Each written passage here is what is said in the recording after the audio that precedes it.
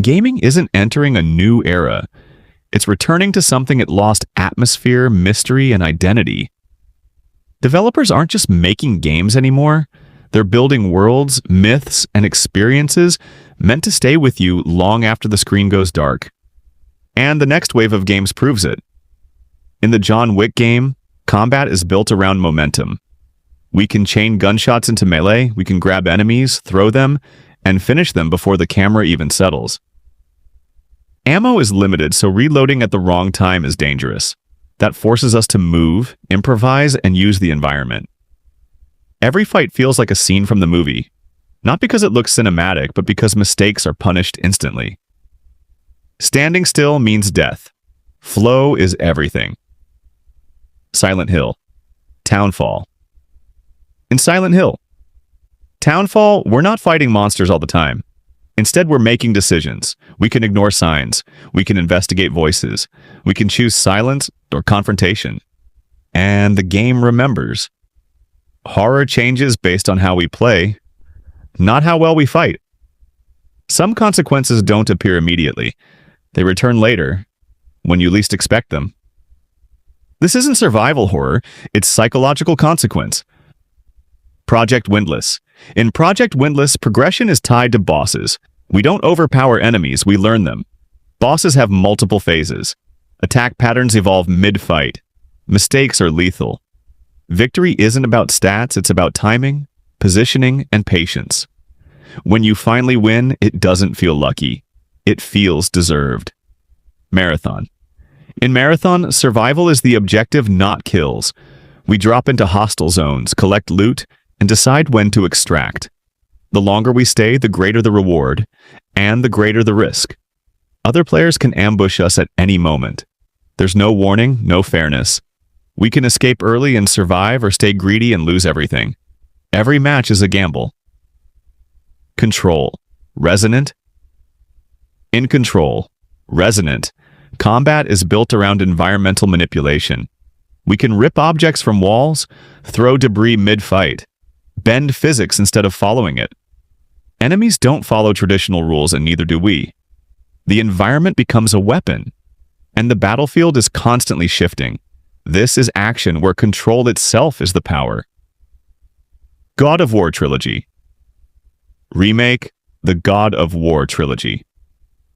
Remake is being worked on, and this time it's confirmed. The original Greek saga is coming back.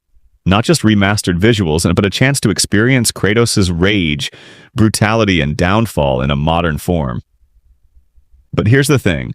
While we wait for that remake, we don't have to wait to understand Kratos. Because God of War, Son of Sparta is already playable. This game shows Kratos before wisdom, before restraint, before he became the man we see today. Combat is faster, more desperate, more aggressive. Every fight feels like rage barely held together. This is Kratos at his most unstable, still haunted, still angry, still running from his past. So while the trilogy remake is being prepared, Son of Sparta lets us revisit the rage, not as a memory, but as a warning. This is where Kratos came from, and soon, we'll see it all again. Star Wars Galactic Racer. In Star Wars Galactic Racer, racing is about control, not chaos. We can boost at the cost of stability, drift through tight corridors, recover from collisions mid-race. Tracks are vertical, fast, and unforgiving. One mistake can drop you from first to last. Pure speed. Pure focus. Ghost of Yōtei. Legends. In Ghost of Yōtei, Legends, you're not fighting alone. This game introduces 6 legendary bosses, each inspired by myth, war, and ancient folklore. Each boss isn't just stronger, they're designed to punish mistakes. Some bosses demand perfect timing, others force teamwork, where one wrong move can wipe the entire squad. You'll need to coordinate attacks, manage positioning, and revive teammates under pressure. Multiplayer isn't optional here, it's part of the design. Each player can take on a different role, aggressive offense, defensive control, or support, making every fight play out differently depending on your team. And if this is just a glimpse of what Ghost of Yōtei Legends offers, then this game might redefine co-op samurai combat. Xena, Scars of Kosmora. For years, Xena, Bridge of Spirits stood out for its beautiful visuals, emotional story, and charming spirit companions, even if some players felt parts of the gameplay were lighter than expected. Now, the world of Xena returns bigger, deeper, and more demanding. The next chapter is called Xena, Scars of Kosmora, and it's set to release in 2026 on PS5 and PC. Not as the girl we met before, but stronger, wiser, and ready to face a world scarred by forgotten magic. Scars of Kosmora expands combat, letting Xena wield elemental powers and summon spirit companions in new ways. Bosses aren't just bigger, they adapt, punish mistakes, and demand strategy. Exploration is deeper, the island more alive with puzzles, secrets, and environments that react to how you fight.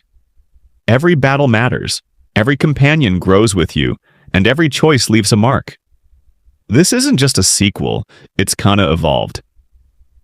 If you're excited to play Xena, Scars of Kosmora, like this video, subscribe, and comment below which game you're most waiting for next.